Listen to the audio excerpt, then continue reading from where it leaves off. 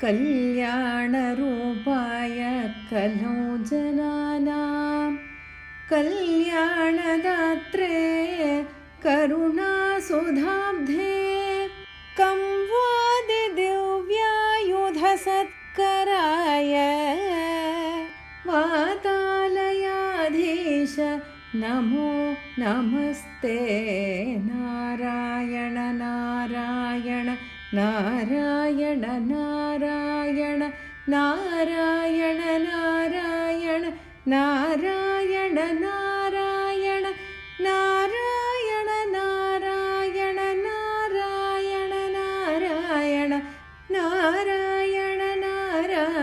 नारायण नारायण नारायण नारायणेत्यादि जपद्भिरुच्चैः भक्तैः सदा पूर्णमहालयाय स्वतीर्थगङ्गोपमवारिमग्ननिवर्तिताशेषरुजे नमस्ते।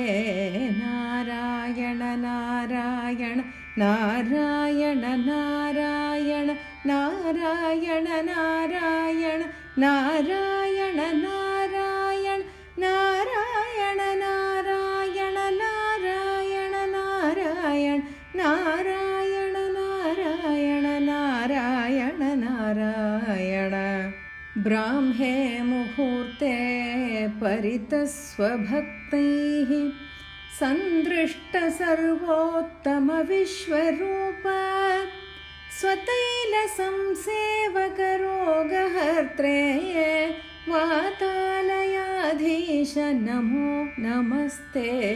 नारायण नारायण नारायण नारायण नारायण नारायण नारायण नारायण नारायण नारायण नारायण नारायण नारायण नारायण नारायण नारायण बालान् स्वकीयान् तव सन्निधाने दिव्यान्नदानात् परिपालयद्भिः सदा पठद्भिश्च पुराणरत्नं संसेवितायास्तु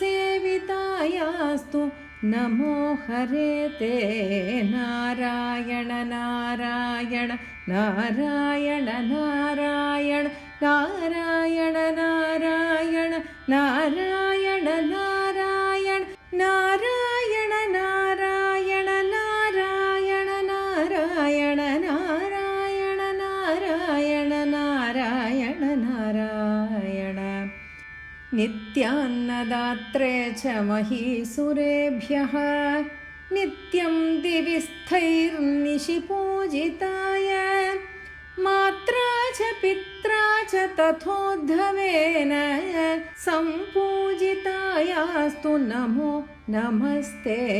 नारायण नारायण नारायण नारायण नारायण नारायण नारायण नारायण नारायण नारायण नारायण नारायण नारायण नारायण नारायण नारायण अनन्तरामाख्यमखिप्रणीतं स्तोत्रं पठेद्यस्तु नरस्त्रिकालं वातालयेशस्य कृपाबलेन लभेत सर्वाणि च मङ्गलानि।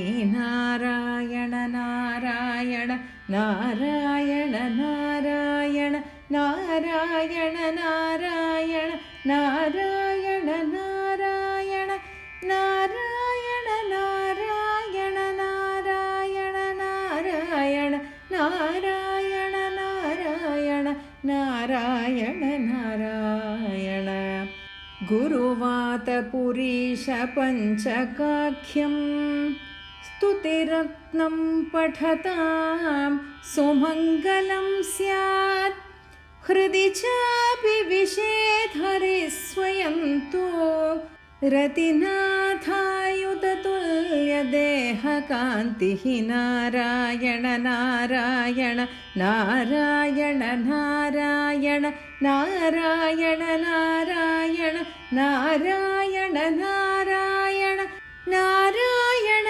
नारायण नारायण नारायण नारायण नारायण नारायण नारायण